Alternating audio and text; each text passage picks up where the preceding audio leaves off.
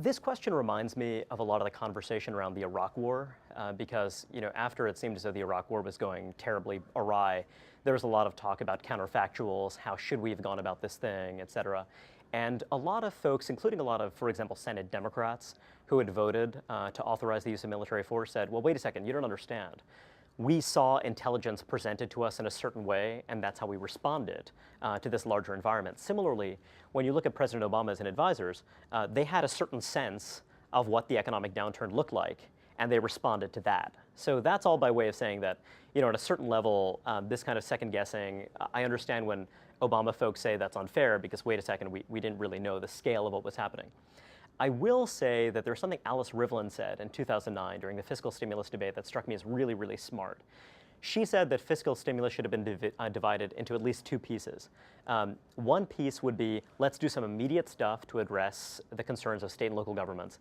And let's do another piece, let's say a big infrastructure piece, where we're actually going to try to find long-term financing mechanisms, but we're also going to think very deeply about how to deal with this downturn, if it is a very durable downturn, and to do things that actually make sense to be growth enhancing for the country. So I think that that would have been a good move. Another thing that a lot of folks like Greg Mankiw had talked about back in '09 and in 2010 is the idea of an investment tax credit, which is an idea that, for example, President Kennedy had advanced when he was in the White House. And the idea is that, instead of the grab bag of tax credits and deductions and rebates and what have you that we did have, this would have been something that would have spurred capital investment and might have made a significant difference.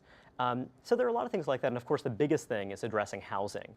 You have some folks on both the left and the right, like Glenn Hubbard, who have talked about pursuing some kind of big debt forgiveness package that would have no doubt been very politically fractious.